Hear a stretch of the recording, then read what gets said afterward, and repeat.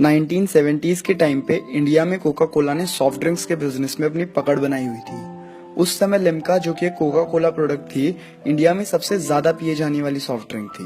पर 1977 में कुछ ऐसा हुआ जिसकी वजह से कोका कोला को अपना बोरी बिस्तरा बांध के इंडिया से जाना पड़ा। ऐसा इसलिए हुआ था क्योंकि इंडियन गवर्नमेंट ने मल्टीनेशनल कंपनीज के खिलाफ एक नया रूल बना दिया था। कोका कोला इंडिया में एक लौता कोला ब्रांड था और अब इस टाइम पे इंडियन मार्केट में कोला ड्रिंक्स के लिए जगह खाली थी। ये पार्ले कंपनी के ओनर्स चौहान ब्रदर्स और प्योर ड्रिंक्स के ओनर सरदार चरणजीत सिंह के लिए एक सुनहरा अवसर था। इस मौके का भरपूर फायदा उठाते हुए पार्ले कंपनी ने अपनी सॉफ्ट ड्रिंक थम्स अप को उतारा और वहीं प्योर ड्रिंक्स कैंपा कोला को सामने लाई। थम्स अप के नए लोगों के नीचे लिखा था happy days are back again, जिसने इंडिया को ये बताया कि कोका कोला का रिफ्रेशिंग टेस्ट अब लौट चुका है। कई सालों तक मार्केट पर थम्स अप और कैंपा कोला ने कब्जा बनाए रखा और राज किया। उनके बिजनेस में कोई इंटरफेरेंस नहीं थी। थम्स अप उस टाइम पे अपनी सारी मुमकिन कोशिशें कर रहा था मार्केटिंग करने के लिए, जैसे क्रिकेट मैचेस और म्यूजिक इवेंट्स की स्पॉन्सरशिप्स। उस समय के एक एडवर्टीजमेंट ने ये कोट यूज किया था कि फूड, फ्रेंड्स और थम्स अप, और थम्स अप को टिपिकल इंडियन फूड जैसे समोसा और डोसा के साथ दिखाया था, जिसने कई इंडियंस को थम्स अप पीने के लिए कन्विंस कर लिया था। थम्स अप ने इंडियन मार्केट में बहुत सही पोजीशन बना ली थी और अब इस मार्केट में एक नई मल्टीनेशनल कंपनी आई जिसका नाम था पेप्सी।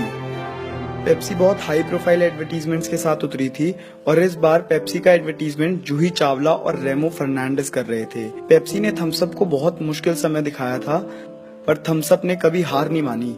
थम्स अप ने पेप्सी को पिछाड़ने के लिए सारी मुमकिन कोशिशें करी और अब उन्होंने अपनी 200 ml वाली बोतल को बढ़ाकर 250 ml वाली बोतल कर दिया था और इसको थम्स अप ने नाम दिया महाकोला, जो इंडिया में फिर बहुत ज्यादा हिट हुई और सब इसे पीने लगे। फिर थम्स अप ने अपने एडवर्टीजमेंट्स में कुछ ऐसे लोगों को दिखाया जो थम्स अप के लिए किसी भी हद तक जाने के लिए तैयार थे और इस एडवर्टीजमेंट सीरीज का उन्होंने नाम रखा टेस्ट द थंडर। इसके बाद थम्स अप के लिए सब कुछ स्मूथ चल रहा था और अब थम्स अप पूरे सब कॉन्टिनेंट में सबसे ज्यादा पिए जाने वाली सॉफ्ट ड्रिंक बन गई थी। पर अब स्टोरी में एक ट्विस्ट आया। 16 सालों के बाद कोका कोला ने फिर से इंडियन मार्केट में एंट्री करी।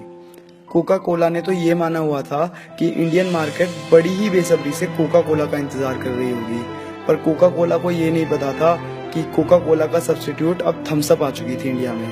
कोका कोला के ज्यादातर एडवर्टीजमेंट्स में ना इंटरनेशनल कंटेंट होता था जो ज्यादा इंडियन ऑडियंस से कनेक्ट नहीं कर पाता था। कोका कोला को माथे की खानी पड़ी और इस टाइम पे थम्स अप ने तो जैसे पीछे ना देखने की ठान ली थी। और थम्स अप की खास बात ये थी कि कभी थम्स अप ना अपने एडवर्टीजमेंट्स में सेलिब्रिटीज को नहीं रखता था। वो अपने एडवर्टीजमेंट्स में ज्यादातर एक्सट्रीम स्पोर्ट्स जैसे कि बंजी जंपिंग को दिखाते थे। कोका कोला एक बड़ा इंटरनेशनल ब्रांड था और थम्स अप उसके टर्नओवर के सामने कुछ भी नहीं था। तो अपने मनी पावर का फायदा उठाते हुए कोका कोला ने थम्स अप को चौहान ब्रदर्स से खरीद लिया। कहा तो ऐसा भी जाता है कि कोका कोला ने चौहान ब्रदर्स के सामने ये ऑफर रखा था कि या तो तुम मुझे थम्स अप बेच दो या फिर मैं पूरे इंडिया को 1 साल तक फ्री कोल्ड ड्रिंक पिलाऊंगा। इसी चीज से डरकर चौहान ब्रदर्स ने थम्स अप को कोका कोला को $60 मिलियन यानी कि आज के 400 करोड़ रुपए में बेच दिया।